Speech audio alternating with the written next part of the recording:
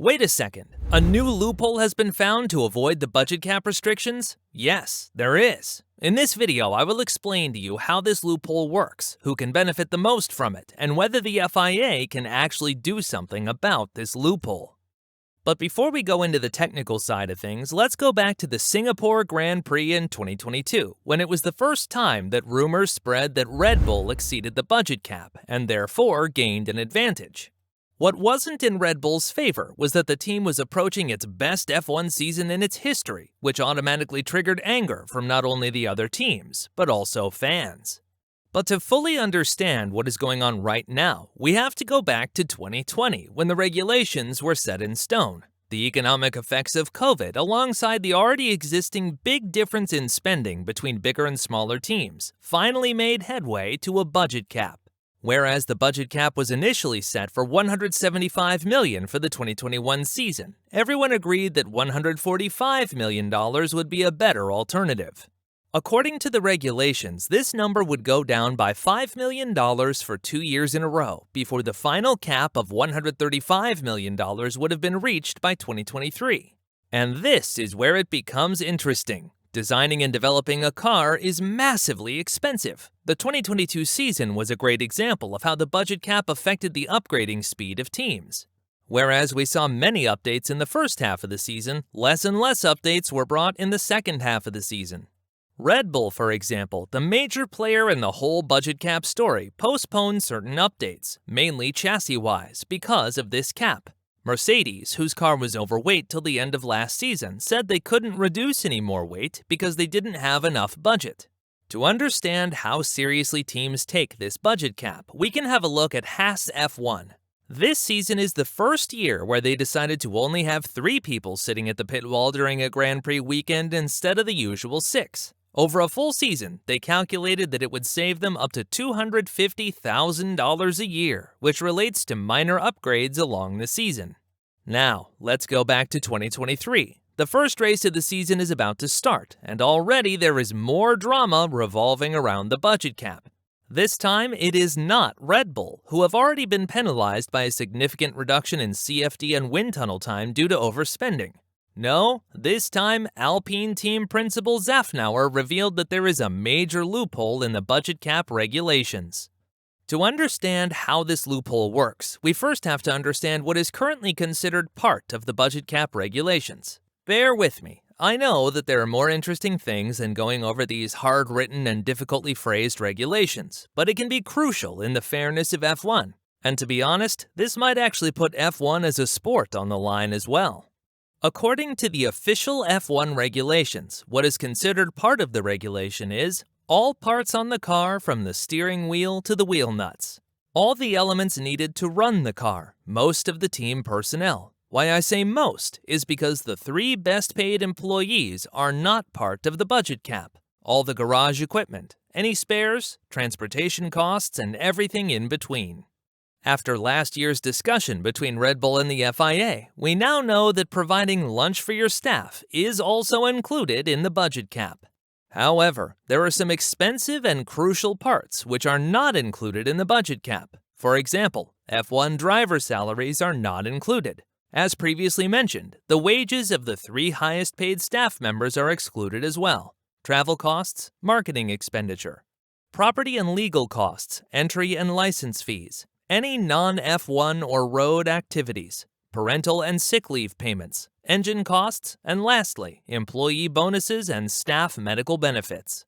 Now that we covered the most crucial parts of the budget cap regulations, we can finally dive deep into what is going on. According to Ottmar Zafnauer, there is reason to believe that teams can operate outside the budget cap regulations. In an interview with F1.com, he said, "Last year, F1 teams took months to agree to increase the budget cap in response to rising inflation. Alpine was one of the teams which opposed those changes, as they believe that some teams are structured to potentially undermine the intention behind the budget cap, which was meant to prevent teams outspending rivals." He continues, "All those inflation bonus things, although we vetoed them, are marginally adding to the cap, not massively. But when you look at corporate structures, that is massive. If you have only 70 people in the racing team, and of the 900 are outside of it and apportioning costs, that is the kind of stuff we have to worry about.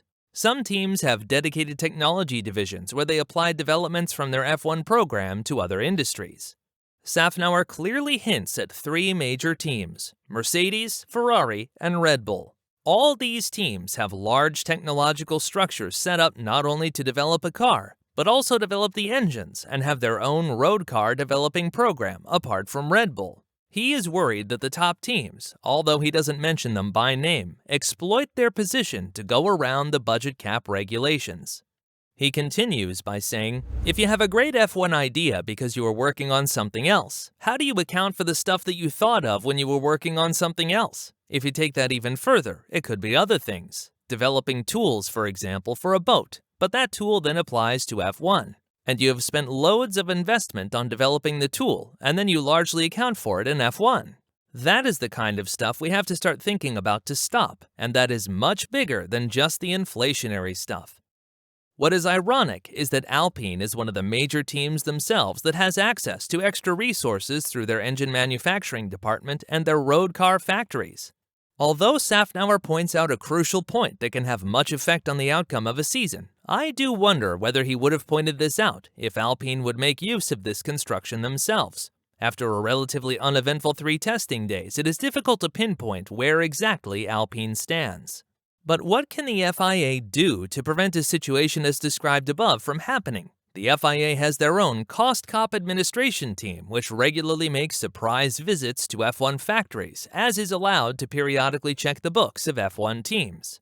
However, as Safnauer points out, it is almost impossible to implement a controllable system for teams that have access to other resources to check and validate how much value their overall company creates to the F1 team. A potential solution, although definitely not my preferred method, would be to tax a team that has access to their own road car department. By already reducing their total budget cap, you put a value to how much the whole organization adds to their F1 team. A big drawback would be that it gives an allowance to these teams to utilize their whole organization to create extra value. What did Safnauer have to say about a potential solution? I think the cap itself has helped F1 as a whole, as it has driven the valuations of the teams higher. I think that the cap we have now is still 10 times higher than any other racing formula spends on the development of their car. And to me, that is enough. We have to be really careful that we don't have these types of loopholes appearing that we can't shut down, and then effectively, we don't have a budget cap, because I think we are all better off having it. The topic is heated, as Toto Wolff said last year that a $5 million extra budget can lead to 0.5 seconds of gained lap time. We have seen how the fans and teams reacted when Red Bull was found guilty of the budget cap breach, and how it damaged the legitimacy of their world title. F1 managed to survive this serious breach, but if it were found to be true what Safnauer opted for, then it would really jeopardize the reputation of F1, as the sport will be renowned for its cheating rather than its excitement on track. Do you think teams are using their additional resources to spend extra money on their F1 teams without the FIA being able to check this? If so, who do you suspect of doing this and why? And foremost, what do you think can be a solution to make sure that the budget cap regulations are not only clear, but also watertight? If you like this video, please like and subscribe to my channel so you never miss out on the world of Formula One.